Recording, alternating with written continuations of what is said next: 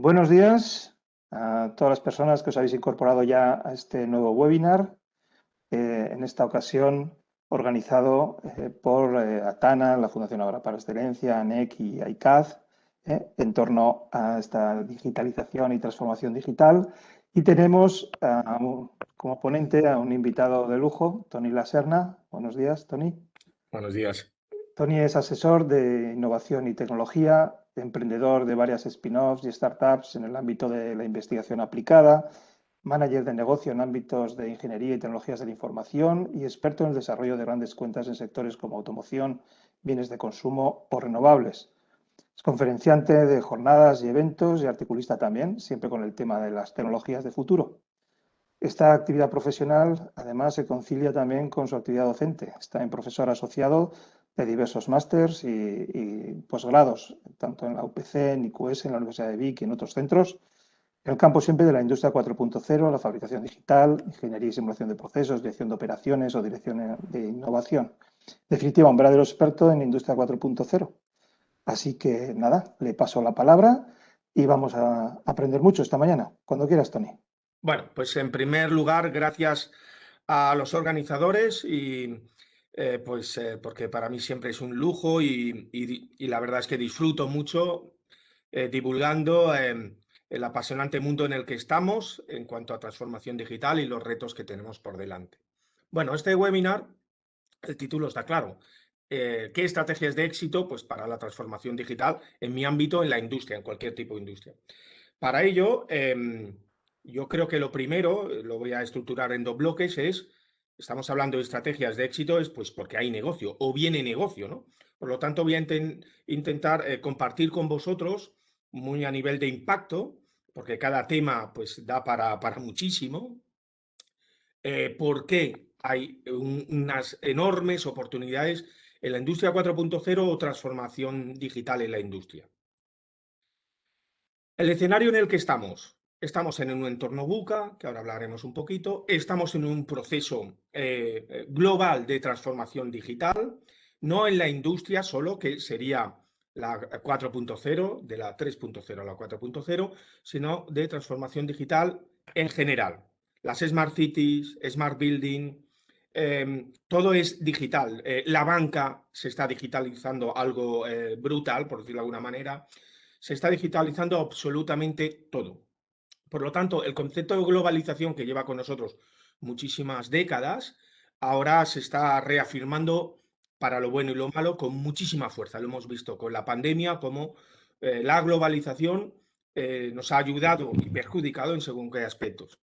Es más, ahora se empieza a hablar con más fuerza del concepto global, ¿no? Es decir, global a la vez que local.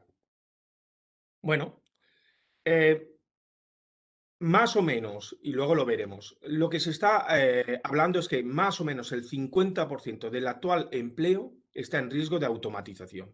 Ese es el escenario en el que estamos y el que hay que entender para ver hacia dónde vamos, ¿no? Yo me acuerdo un directivo de SEAT, de Volkswagen, lo comentaba, todo lo que se pueda automatizar se va a automatizar en esta década, 2020-2030. La pandemia está acelerando todo, por lo tanto, en el 2025 todo lo que se pueda automatizar se va a automatizar mediante robots o softwares, porque la automatización puede ser física o lógica. Y en cualquier sector, es verdad que automoción es el que más lleva automatizando sus procesos, pero aquí podemos ver esta gráfica como todos los sectores se están automatizando. 50% es una cifra potente para entender, bueno, que como digo yo, y perdonadme coloquialmente, vienen curvas si no entendemos lo que está pasando. No solo eso, sino el estudio McKinsey, la proyección que han hecho en 2027 es que en el Standard & Poor's consideran que el 75% de las empresas desaparecerá como tal, por compra, fusión o directamente a la quiebra. Es decir, el 75%. Yo no sería tan agresivo, pero volvemos a poner la cifra del 50%. Ese es el escenario en el que estamos. Evidentemente, esas empresas que están desapareciendo o adelgazando, y ahora veremos por qué, están dando pie a otro tipo de empresas que aquí he puesto los 4 grandes players, pero lo podemos ver, por ejemplo, en este gráfico, ¿no? 2007-2017, a nivel de capitalización bursátil, como las empresas relacionadas con tecnología, sean desarrolladoras de tecnología o que sus propuestas de valor tenga que ver mucho la tecnología, están liderando el mundo empresarial. Y las empresas que no han sido capaces de entender y, ahora lo veremos, adaptarse a los cambios, pues evidentemente van hacia la baja. Ese es el escenario en el que estamos. Hay empresas de la talla de John Deere que hace ya muchos años entendió perfectamente lo que iba a venir y esta multinacional líder en el mundo agrícola, por decirlo, aparte de jardinería, etcétera, pues a día de hoy es uno de los impulsores de la agricultura 4.0, altamente digitalizada y automatizada. Por lo tanto, proponen todo tipo de tractores, de maquinaria agrícola de última generación, con conectividad, etcétera, etcétera, etcétera. Rolls-Royce, este es un caso ya muy conocido porque de un negocio tradicional, de una firma de la talla de Rolls-Royce en vehículos de lujo, y a finales del 1800 se creó la compañía en Manchester y en la parte de vehículos y también en turbinas de avión, a día de hoy ya no vende turbinas de avión.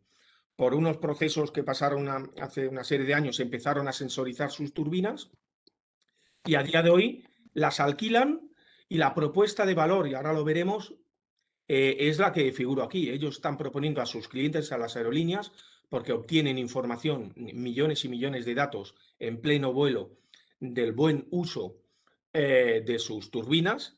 Ellos están obteniendo muchísima información que la están aprovechando, por decirlo de alguna manera, para ofrecer a sus clientes, por ejemplo, incluso el tema de ahorro de combustible. Por lo tanto, como ahora veremos, la propuesta de valor de vender turbinas, motores de avión a la aerolínea, a esto, pues evidentemente ya os podéis imaginar lo que hay por medio. Si no pues va a pasar ese 50% de empresas que desaparecerán. Ya tenemos unas cuantas, un rosario de empresas grandes, sin entrar en la pyme, que es donde estamos en España o cualquier comunidad.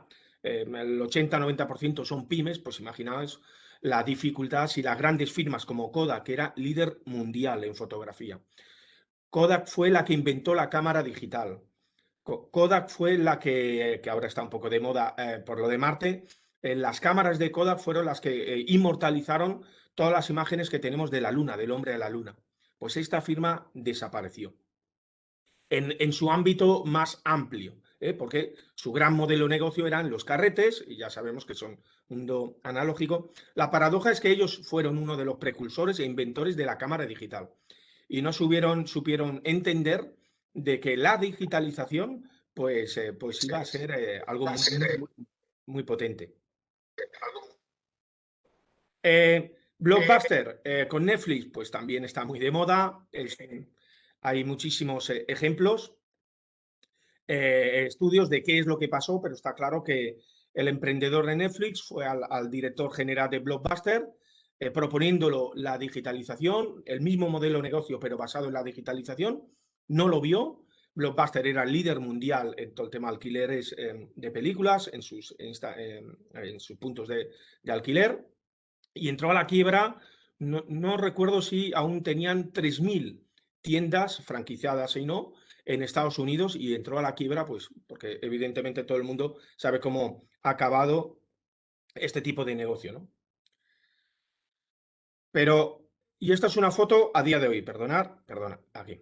Y sobre todo son empresas de mi tierra. Esto es lo que hoy viernes 7 de mayo, ayer hice una revisión, una triste revisión de las últimas noticias de empresas de aquí, sobre todo son muchas de mi tierra, de Cataluña.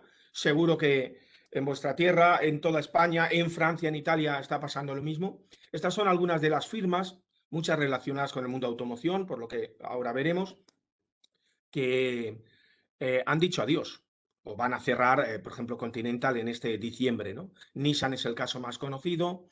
Estamos hablando de empresas que más de una se instaló en Cataluña antes que el hombre fuera a la Luna, antes del 69. O sea, esto no es bueno, es ley de vida, las empresas vienen, se van, cierran. No, no, no, no.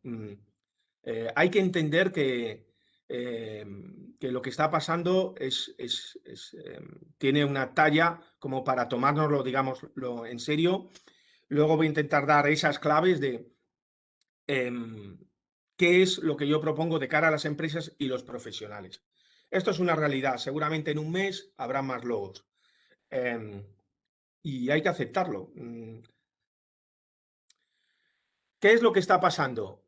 Cuando hablamos de cuarta revolución industrial y catalogamos como una nueva cuarta revolución industrial, estamos hablando que el denominador común de todas ellas es que hay irrupción de tecnologías o tecnologías disruptivas que hacen cambios de paradigma, cambios sustanciales de las reglas del juego, de cómo entendíamos que era ese modelo de negocio. Por ejemplo, es el caso de Rolls-Royce, un negocio de siglos de diseño, fabricación y mantenimiento de turbinas para tus clientes, las aerolíneas, y cómo ahora, pues, esta ha sido la primera compañía de que los alquila y va a éxito, un porcentaje de éxito, la cuota mensual, por decirlo de alguna manera, que cobran de sus clientes, la turbina es propiedad de Rolls-Royce y a partir de ahí propone pues, ahorros de combustible, etcétera, etcétera.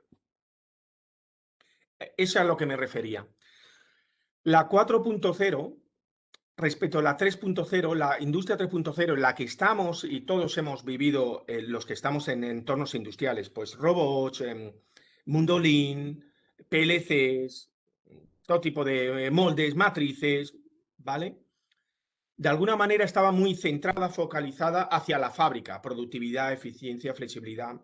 La 4.0 tiene una singularidad y es que vienen a cambiar las propuestas de valor. Y ahí está el enorme reto, las enormes oportunidades para empresas que quieren proponer otras propuestas de valor y amenazas para aquellas que siguen con su misma propuesta de valor. Vuelvo al mismo ejemplo de Rolls-Royce, ¿no? De una compañía que siga diseñando y fabricando turbinas, que por cierto, el dinero, el importe de las turbinas de un avión, más o menos es el equivalente a todo el resto del avión. Si estamos hablando de un producto tremendamente caro, aparte que es sofisticado, evidentemente, por la importancia que tiene un avión para que vuele, obviamente.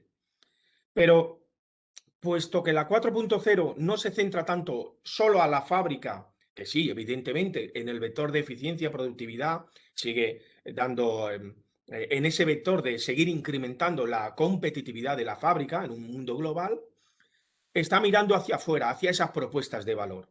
Por lo tanto, ahí está realmente el focus, mi opinión, donde deberíamos empezar como empresas y las personas que estén en el área estratégica, la dirección general, la propiedad, estar mirando la estrategia, las propuestas de valor.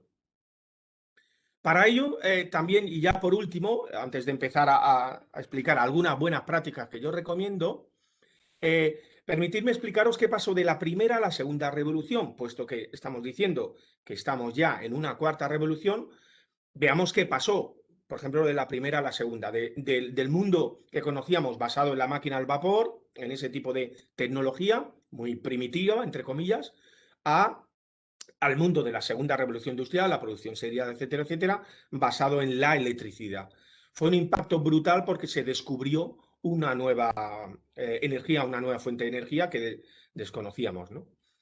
En cuanto a Industria 4.0, se pasó de todas las fábricas, en entorno textil, por ejemplo, los telares, basadas en el vapor, un eje principal, fábricas muy precarias en cuanto a seguridad, se generaban muchos incendios, la distribución de los elementos, las fábricas, el diseño de las fábricas siempre cerca del agua, de fuentes de agua, bueno, eran a un modelo de fábrica conocido por la producción seriada de Henry Ford, el modelo T, lo podemos ver en la imagen, donde no, si veis una imagen y otra, son, por ejemplo, en el primer caso, pues Chocolates Matías López, en el Escorial, en Madrid, ¿vale? Una fábrica real, a este otro tipo de fábrica, de una a otra, no tiene absolutamente nada que ver. Lo dicho, basado en la propia electricidad. Pero claro, lo he llevado al contexto de la industria o de las fábricas, pero la electricidad no solo impactó en las fábricas y la producción seriada, lo que todo el mundo conocemos con la producción seriada que inventó Henry Ford. y que un artículo de lujo, que era el Forte, pudo ser fabricado por costes y por tanto precio para el americano medio. Es decir, gran parte de la existencia de la clase media fue en gran parte por Henry Ford y otras iniciativas empresariales, donde su obsesión, digámoslo así, era que de un artículo de lujo que se fabricaba de una manera artesanal pudiera ser comprado por sus mismos trabajadores.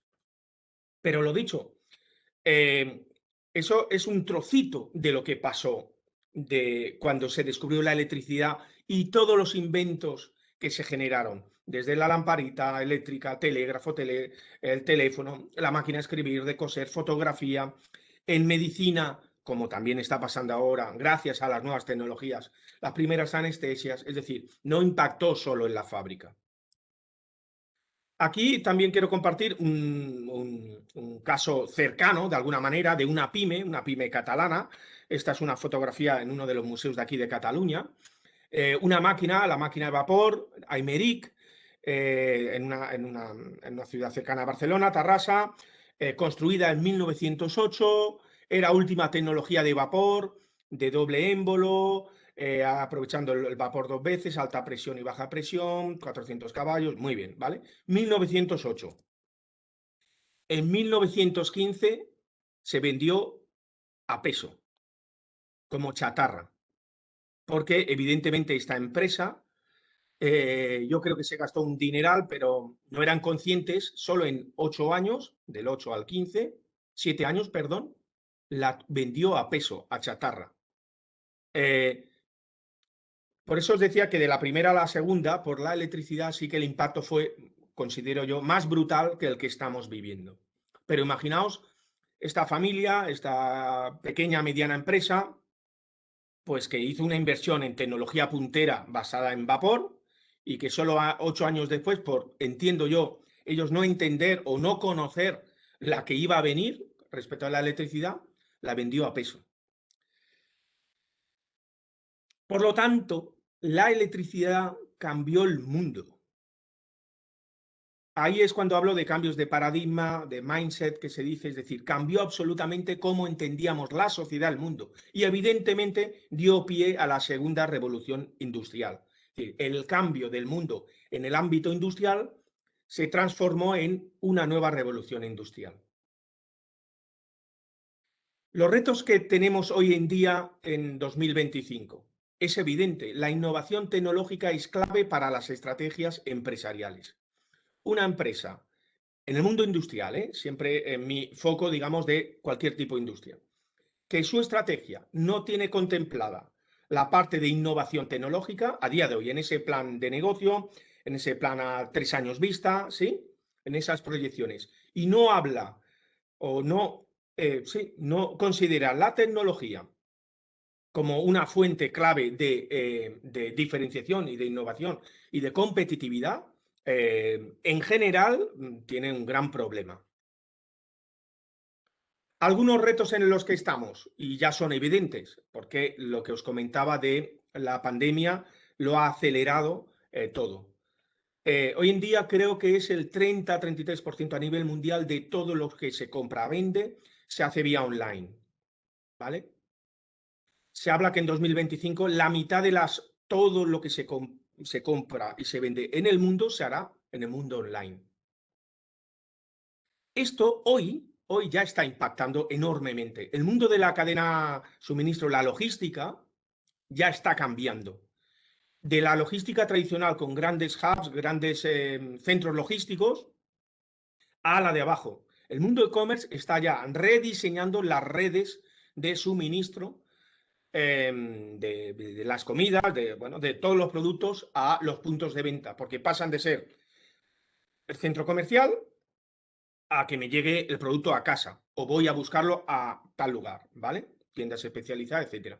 Eso es lo que se conoce, los que estéis en el mundo logístico ya le está llamando, por ejemplo, Mercadona, el concepto colmena, una serie de pequeñas plataformas logísticas cerca de las grandes áreas urbanas, que es donde hay mayor densidad de gente, que de alguna manera hacen que esa logística, esta nueva cadena de suministro, esta nueva arquitectura, incluso de los inmuebles, La gente que se dedica al real estate lo sabe muy bien, o sea, naves cada vez más diáfanas, no muy grandes, para todo el tema del e-commerce, etcétera, etcétera, está impactando. Y esto impacta por este anterior, porque cada vez más compramos y desde el móvil, ¿vale? Y este efecto simple, que parece como que no tiene mucha importancia comprar desde el móvil, está absolutamente cambiando todo. Está cambiando la propia movilidad urbana. No entraré en la Smart City en otros aspectos de la movilidad, pero la logística urbana está absolutamente, se está transformando. Cómo poder abastecer de esos productos que la gente compra desde casa para que me llegue o a mi casa o a un punto en mi edificio, supongo sabéis todas las iniciativas de correos y otro tipo de operadores logísticos en puntos de intercambio, digámoslo así, de esa mercancía, por ejemplo, en tu barrio, pues en un lugar, como si fuera un correo postal, pues ahí llegar la mercancía. Por lo tanto, se está transformando absolutamente las propias ciudades a nivel de esa logística urbana. Evidentemente, también está impactando en la electrificación de la logística o cadenas de suministro y el transporte. Y creándose, como bien sabéis, nuevos vehículos autónomos de transporte. Aquí hay un ejemplo, veremos si esto lo veremos o no. Cada vez más se habla más de drones, la legislación poco a poco irá regulando y admitiendo este tipo de máquinas en las ciudades y yo no descarto que, bueno, está claro, en 2025, 2030 será bastante habitual ver drones posiblemente llevando paquetes, mercancía, etcétera, etcétera, en las ciudades. Todo esto, si le añadimos la parte de sostenibilidad y medio ambiente, porque todo esto que estoy hablando tiene que ser sostenible medioambientalmente hablando, la huella de carbono, etcétera, etcétera, ya os podéis imaginar los retos que tenemos de aquí al 25, ¿no? Todas las industrias, absolutamente todas, como hemos visto de Rolls-Royce, van a vivir del dato analizado para adaptarse en un entorno permanentemente cambiante. Esto es una realidad, ¿vale? Por lo tanto, la digitalización está cambiando el mundo. Igual que he puesto anteriormente que la electricidad, con la imagen de Nikola Tesla, cambió el mundo, nosotros estamos teniendo la suerte, o así lo veo yo, de que la digitalización, entendiendo por digitalización, robótica colaborativa, avanzada, inteligencia artificial, para poner una palabra, un palabra que digo yo, la digitalización está cambiando el mundo. En 2050,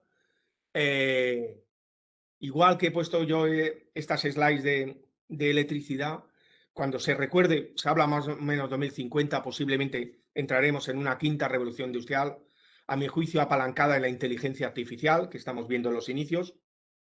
Veremos cómo la cuarta revolución industrial o la nueva revolución industrial en la industria es un trozo de lo que pasó en el mundo en el siglo XXI, en los primeros años en el 2020. La digitalización está cambiando el mundo.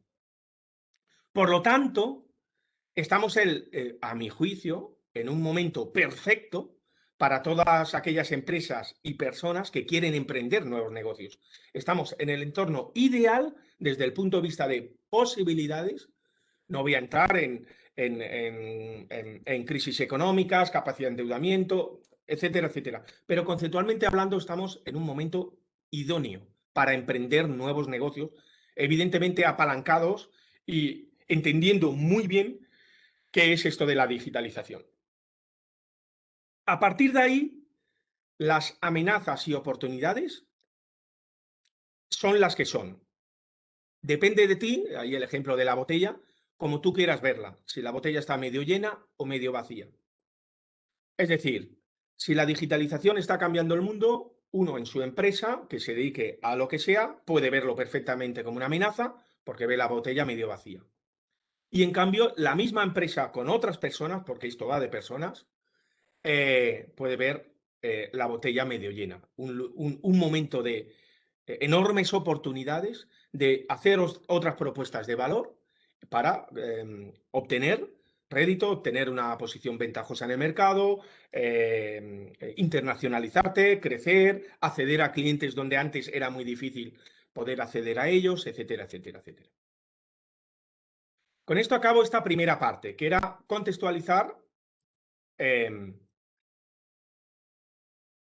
el contexto en el que estamos. Voy a buscar la otra presentación, perdonar. Vale. Y entiendo que se verá. Vamos ahora a entrar de lleno a, por lo tanto, si estamos en un entorno ideal para nuevos negocios, entendiendo la clave digital, vamos a ver qué estrategias de éxito, algunas de ellas considero yo que hay que tener muy en cuenta para triunfar. Para ello, pues, es un webinar y no da más tiempo, disponemos de unos cursos online de dirección de proyectos donde se enumeran todo este tipo de digamos, criterios o pilares que hay que tener en cuenta, y yo en este webinar voy a poner el foco en 3 de ellos, ¿vale? Lo dicho, ¿qué cosas hay que tener en cuenta para yo iniciar mi proceso de transformación digital en mi organización? Estos son los nuevos principios o pilares, que cada uno de ellos pues, es un mundo. Voy a trabajar los 3 primeros también, una primera capa con mensajes muy claros, y evidentemente en la ronda de preguntas estaré encantado de poder detallar lo que cada uno quiera. El primero de ellos, lo que hemos dicho al principio, estamos en un entorno VUCA, volatilidad, incertidumbre, complejidad, ambigüedad, esto es una realidad. El VUCA en sí, está claro que, y está estudiado, que las organizaciones que son capaces de nadar en un entorno VUCA, las que son capaces, lo dicho, que sobrevivir, incluso triunfar en un entorno así, muchas de ellas se basan en tener una serie de valores en la propia cultura organizativa. Y aquí he puesto unos cuantos de ellos y voy a trabajar uno de ellos. Capacidad adaptativa, no tener miedo a la toma de decisiones, perseverancia y tolerancia a frustración, el liderazgo con visión, inteligencia emocional en los equipos, etcétera, etcétera.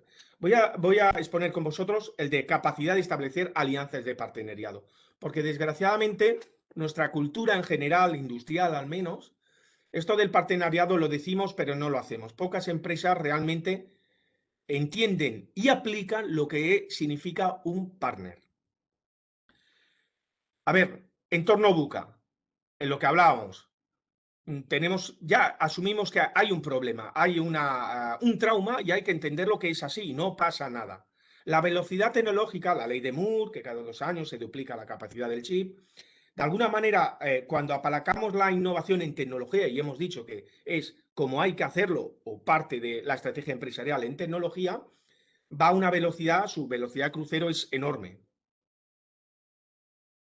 Las personas, los consumidores y las propias organizaciones, las empresas y cualquier tipo de organismo, tenemos un tiempo de adaptación y de aceptación, siempre y cuando esa nueva herramienta o tecnología sea mejor que lo que estaba haciendo, pero necesitamos un tiempo.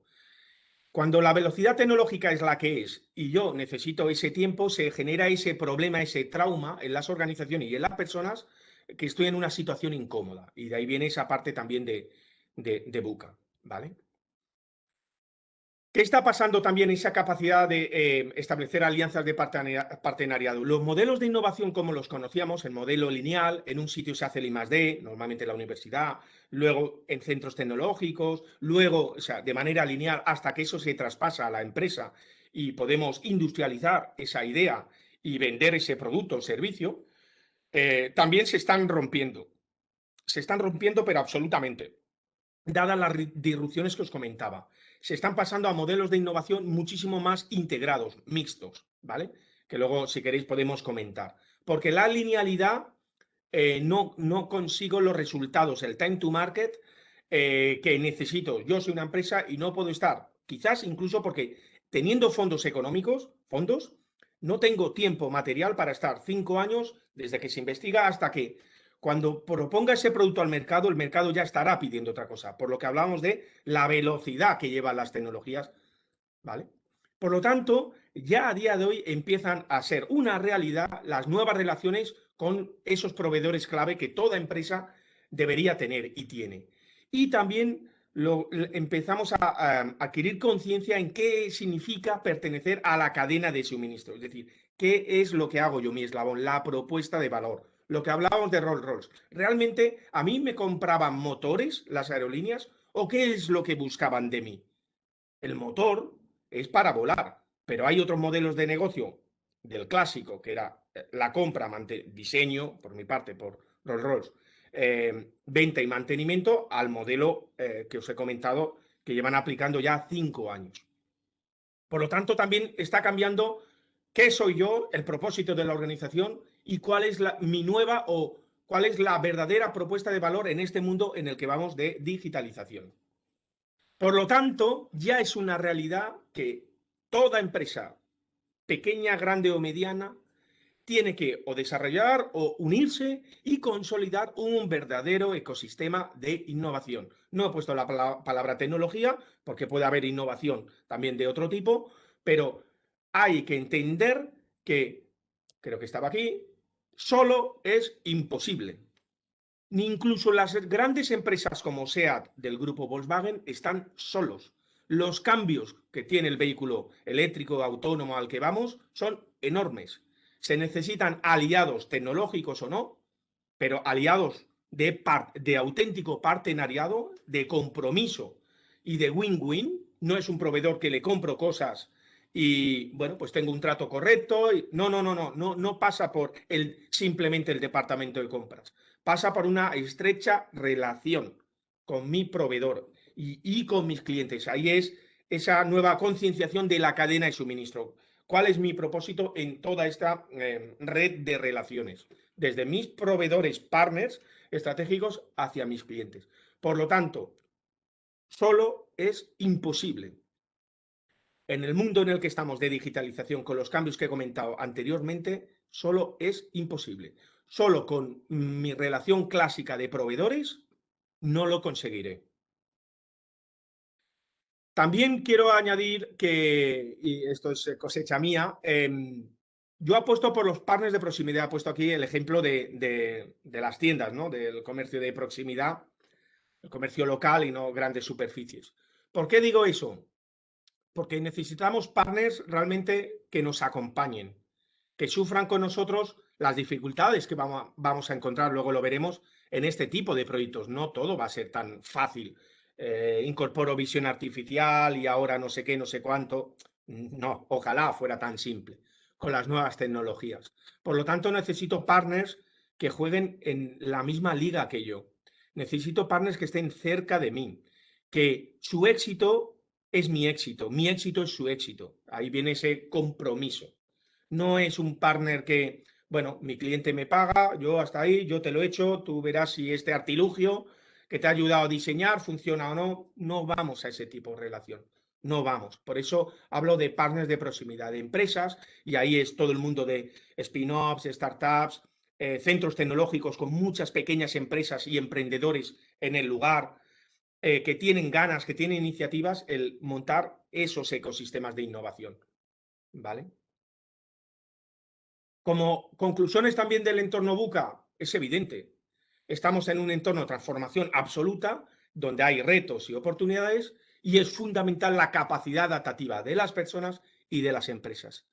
Kodak, cuando se dio cuenta, no tuvo tiempo material para readaptarse. Ya iba tarde. Vuelvo a decir lo mismo.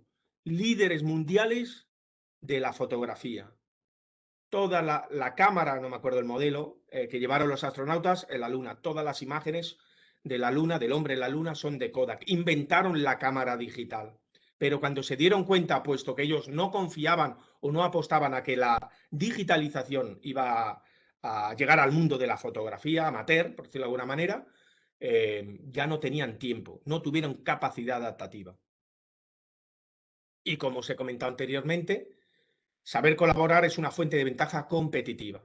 Cuando os comentaba en general, y mi experiencia es así, y así os la manifiesto, que nosotros, nuestra cultura mediterránea, En general, esto del partenariado y permitirme el lenguaje coloquial, ¿eh?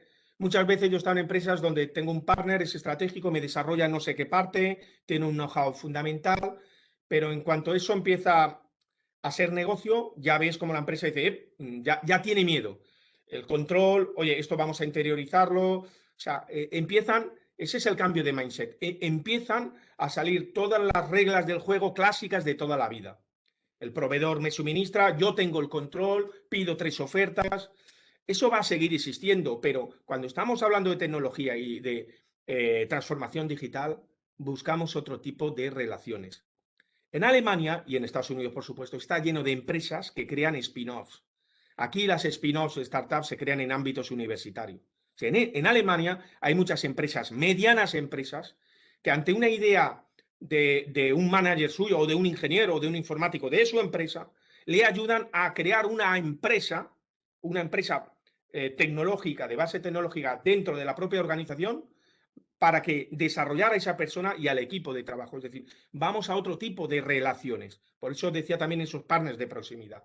O no hace falta crearla dentro de la empresa.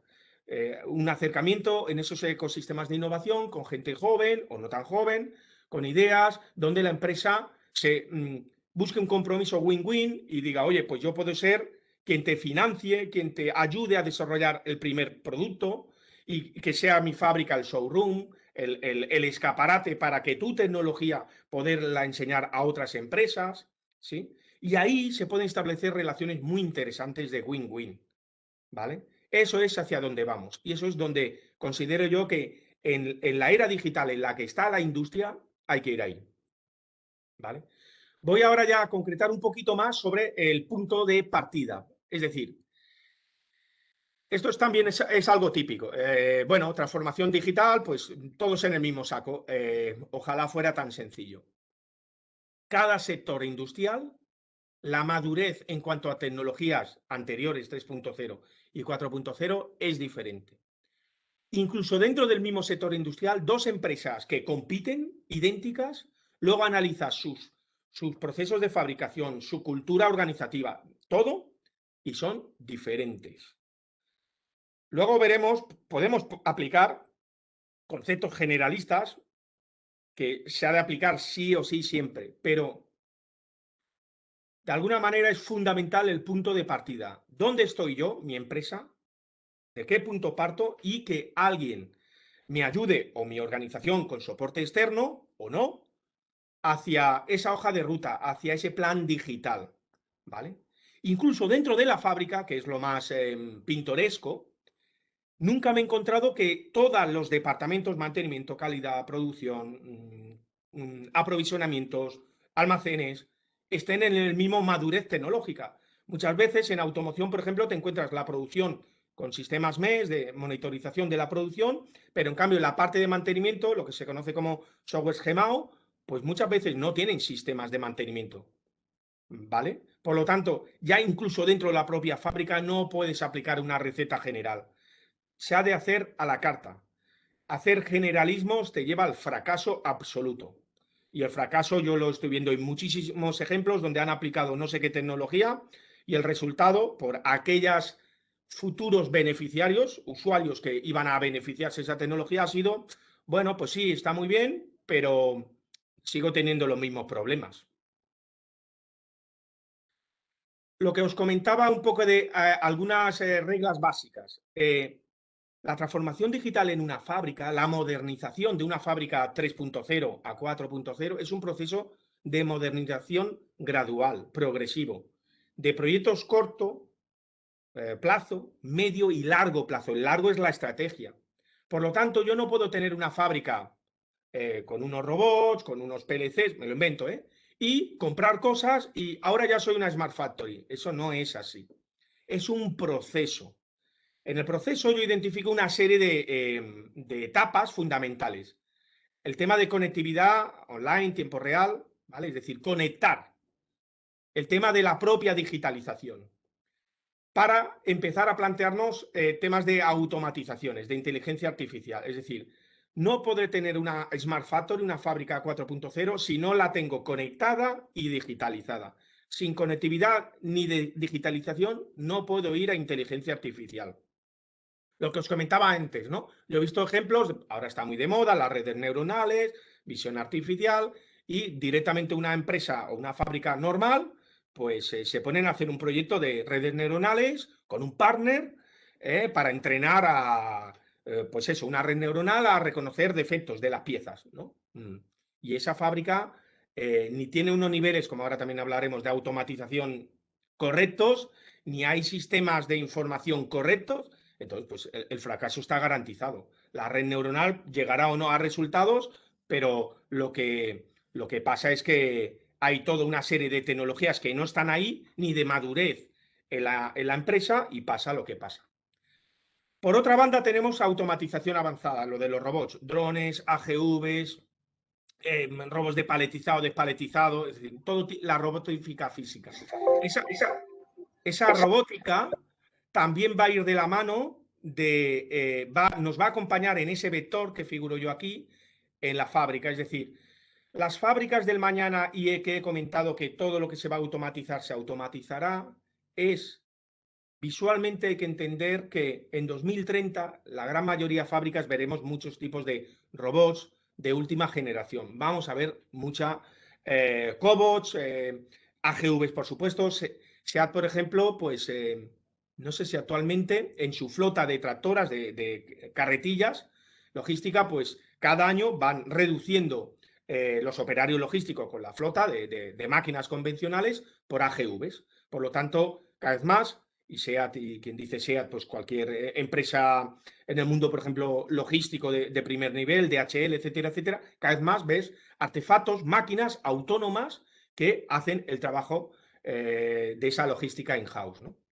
Y luego, por último, muy importante, sobre todo en las empresas que empiezan y la pyme, son las infraestructuras. Yo he llegado a empezar con proyectos de digitalización o de conectividad, de geolocalización indoor, donde tengo las herramientas, por ejemplo, y la wifi no llega, es de mala cobertura. O sea, la infraestructura es como en la pizza, es la base. Sin esa yo ya puedo poner los ingredientes que quiera, que no sale la pizza. Es verdad que no es tan visual ni tan guay el poner un robot colaborativo en la fábrica y enseñarlo a clientes, proveedores, y te hagan un artículo, que el dotarte de un sistema de ciberseguridad industrial decente, ¿vale? Pues para los ciberataques a los que vamos a ir con el 5G, ¿vale? Pero sin las infraestructuras, y eso es lo primero, ¿vale dinero? Sí. ¿Hay que hacerlo? Sí. Sin ello, olvidaos. Las redes inalámbricas, Wi-Fi, Bluetooth, etcétera, etcétera, si mi fábrica no está dotada de tecnología suficiente, ¿cómo voy a conectar a tiempo real para ver, por ejemplo, los AGVs, dónde están, cómo ese tráfico interno que se autogestionan, si no hay manera de comunicarlos entre ellos porque tengo una red inalámbrica precaria? Por lo tanto, infraestructuras muy importante. Un ejemplo, fue un proyecto del clúster de industria de automoción de Cataluña, donde participé activamente en dos proyectos. Aquí está el de estampación, es decir, estampadores nivel 1 y nivel 2 y 3, pieza grande, empresas tipo Gestam, ¿sí?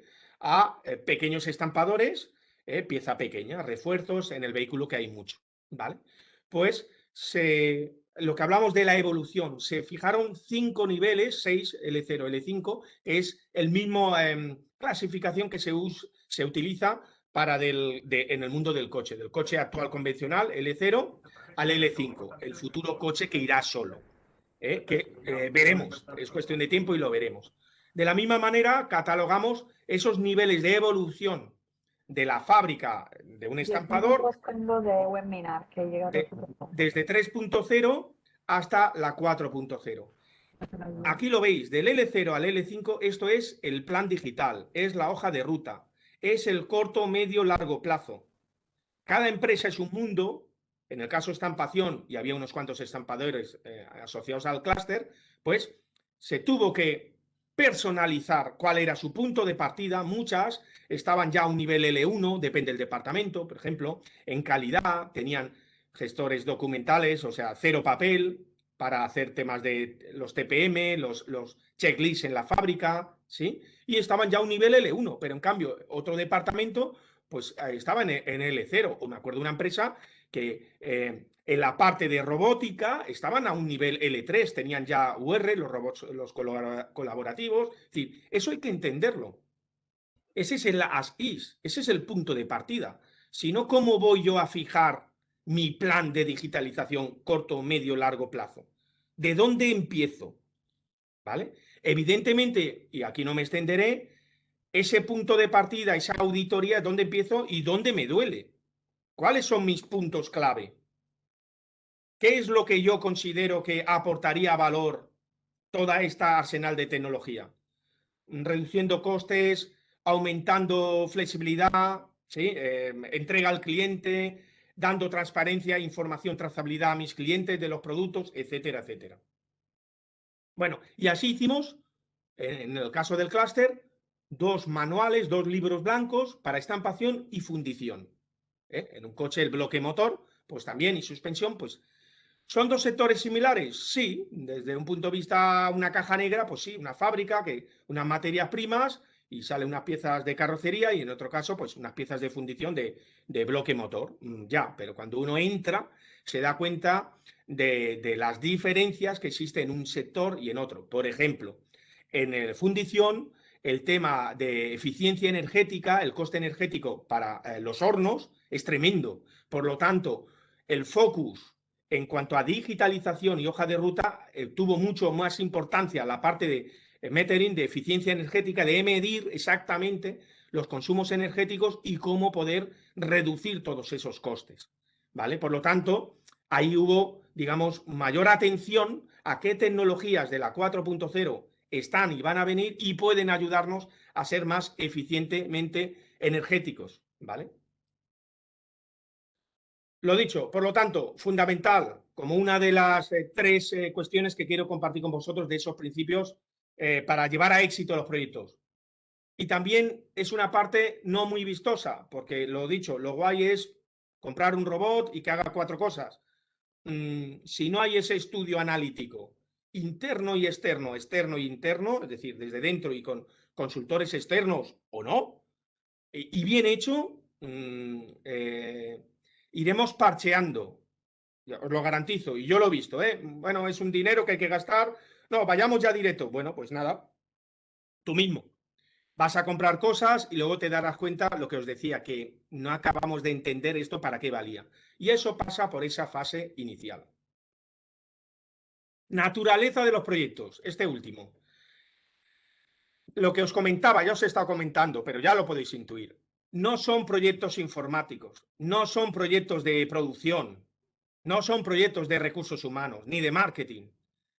Es más que eso, son proyectos cross, son proyectos que impactan en toda la organización industrial, en toda la fábrica, en toda. Cuando vas a empresas y estáis con tema de transformación digital, sí, sí, el departamento de informática nos está haciendo, ya digo, malo. No, no, el departamento de informática hará lo que tenga que hacer y tendrá el peso que tiene que tener, pero esto no va de, es el departamento de informática. O en otro caso, sí, los de producción están aplicando un robot para optimizar. Ya, pero no estáis entendiendo realmente el impacto que supone la transformación digital. Son proyectos corto, medio, largo plazo, estratégicos en toda la organización, en la propiedad, en la dirección general, en todos los directivos, entender lo que tenemos entre manos. Luego se aplicará en concreto en cada caso pues un proyecto ad hoc, pues lo dicho, de AGVs, de automatización de la logística, impactará más a los de operaciones, lo de logística, pero tendremos que entender que eso obedece a una hoja de ruta, lo que os hablaba de ese plan estratégico. ¿Qué más os puedo decir? Importante, y también muchas veces se considera, porque también es verdad, hay planes que vienen, uy, esto está funcionando aquí, allí. En general, yo propongo la primera aproximación que se hagan en proyectos de 4.0 en las fábricas, tomarlo como un proyecto de innovación. Hacer, ahora lo veremos, un MPV, o sea, el producto mínimo viable, es decir, hacer un piloto, empezar por cosas pequeñas. Lo que digo yo, key wins. puntos de dolor muy claros que te diga, mira, me duele aquí. Si tuviera esto, no lo sé de qué manera, qué tecnología, solventaríamos estos problemas. Cuando tú descompones toda la problemática en cosas muy en concreto y son proyectos, me lo invento, de 3, 4 meses, con un inicio y un fin, es como hay que hacer las cosas. Si vamos a proyectos faraónicos, no, vamos a poner una inteligencia artificial que haga la programación de la producción de manera, porque tengo 3 personas que lo hacen, pero tenemos ineficiencia, cuellos de botella. Bueno, esas entelequias al final pasa un año, pasan 2 y no hay resultados. Porque además se toman como proyectos de, bueno, pues como el que compra un robot, una bebé, un cuca. No, no, no, no. Hay que entender que estamos con tecnologías, muchas de ellas no son maduras, incluso las que son maduras luego cuando las aplicas en tu caso te das cuenta que, que tienen singularidades, y por lo tanto hay que entenderlas como un proyecto singular, ¿vale? Dándole su espacio, y por eso hablaba de MVP, proyectos de innovación. Y evidentemente, con el punto 2, con ese enfoque integral, con ese enfoque de que no es solo cuestión de poner un robot, es un todo.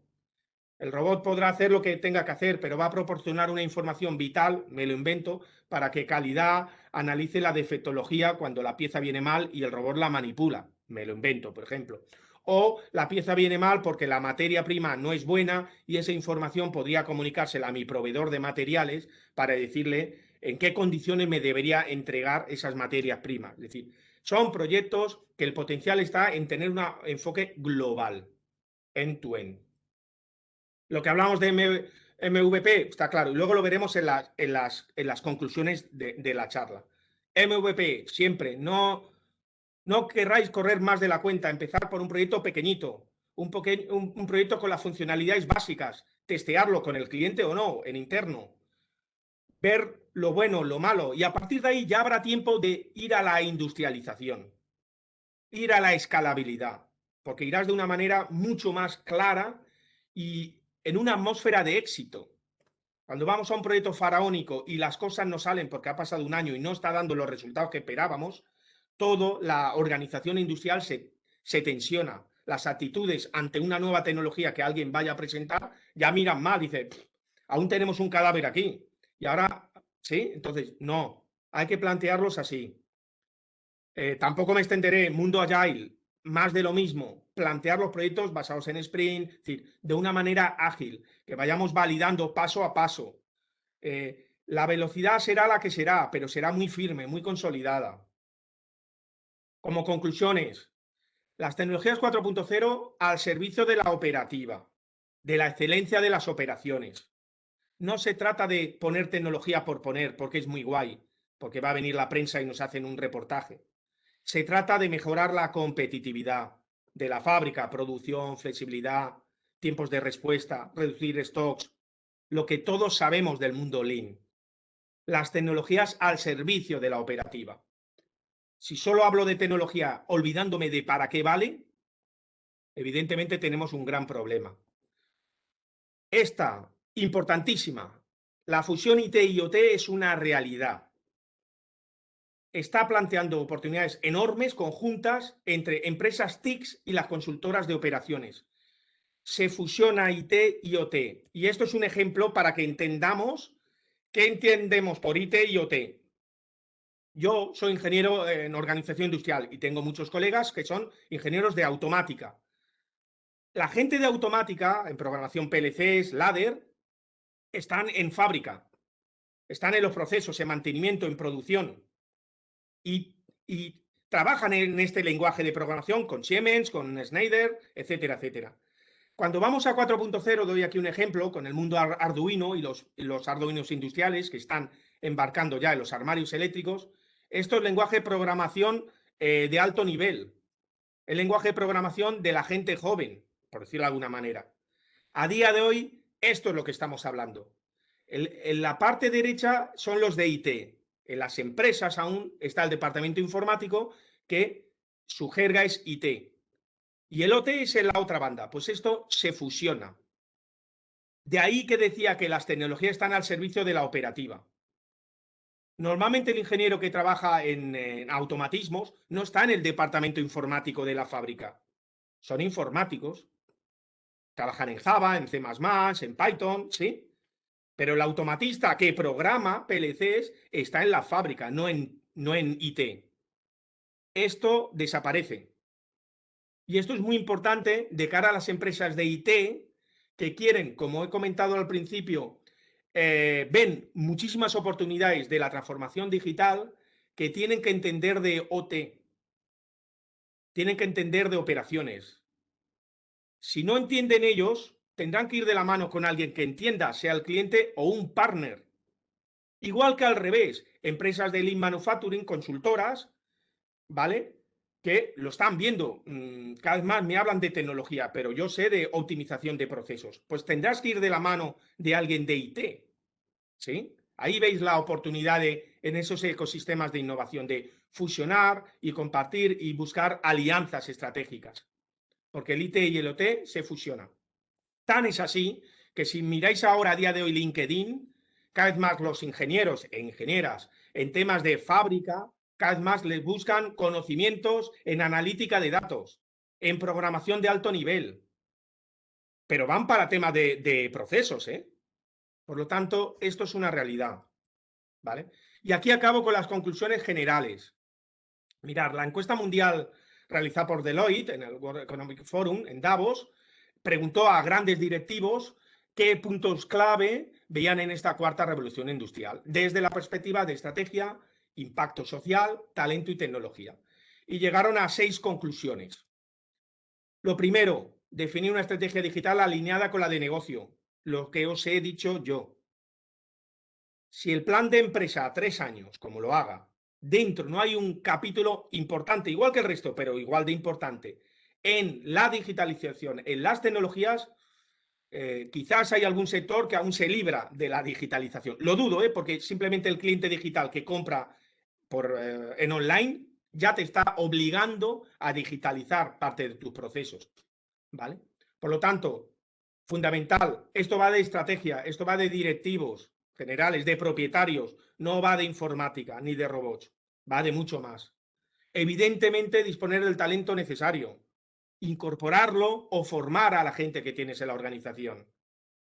Formar no solo en no sé qué tecnología, sino en entender, como en este webinar, más amplio evidentemente, que entiendan el contexto de todo lo que estamos hablando, todo lo que está sucediendo en su empresa, en su sector y más allá incluso, ¿vale?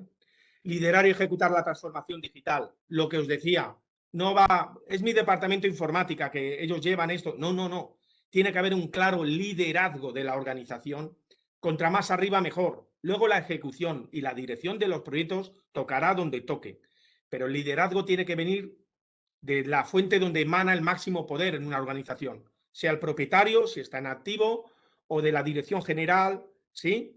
Es fundamental, si no, la organización no acompaña. 4. Identificar y seleccionar adecuadamente los proyectos piloto a invertir, lo que os decía de MPVs. Empezar con, creo que estaba aquí, el resumen ellos dicen, empezar por algo pequeño y escalarlo rápidamente, empezar con cosas en concreto, lo que os decía de Quick Wins, proyectos que tengo este problema, ¿vale?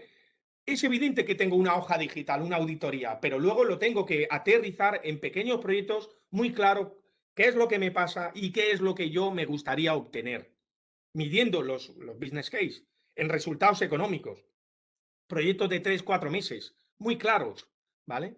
Una vez el piloto funciona, ya tener un plan de escalabilidad, de industrialización, y ahora esto que lo he probado en esta célula y me funciona, ya sé cómo y ahora tengo que escalarlo rápidamente. El rápidamente es en el caso que tú veas que los beneficios son evidentes, oye, pues todo lo que puedas correr, mejor. El time to market cada vez más es fundamental, ¿vale? Y por último, muy importante, que es lo que le pasó a Kodak, porque tontos no eran, evidentemente, no generar ruptura entre modelo tradicional y nuevos modelos digitales. Hay muchas empresas que en esas nuevas propuestas de valor siguen viviendo de vender carretes y la propia organización, porque somos personas, se frenaba y no aceptaba el matarte a ti mismo, matar el carrete a través de las cámaras digitales. Había estudios de Kodak o de Olivetti, con las máquinas de escribir, donde ellos muchos departamentos haciendo vigilancia tecnológica ya lo decían, que apuntaba maneras, que eran tecnologías que venían realmente a beneficiar al usuario final, en la facilidad de hacer fotos, en los costes, en todo. Pero la organización se basaba en vender carretes, ¿sí? Vuelvo al ejemplo de Kodak, y no se era incapaz de bueno, pues, decidir en qué momento iba a empezar bueno, a dejar de invertir en el carrete. Por eso es importante no generar ruptura, no hacerlo como que es un departamento que está peleando contra otro. Todos están en el mismo barco, son transitorios y diseñarlos, es decir, acepto que el mundo analógico está muriendo, estoy invirtiendo en el digital, pero en buena comunión, y eso me llevará hasta donde me lleve. Y puede ser que el mundo analógico caiga toda mi actividad, pero yo voy a hacer un progreso suave, una transición como hay que hacerla. Eso tiene que estar en el plan de transformación digital. Poco más, no sé si me he extendido mucho. Mi idea era lanzar unos mensajes impactantes, espero que lo haya conseguido.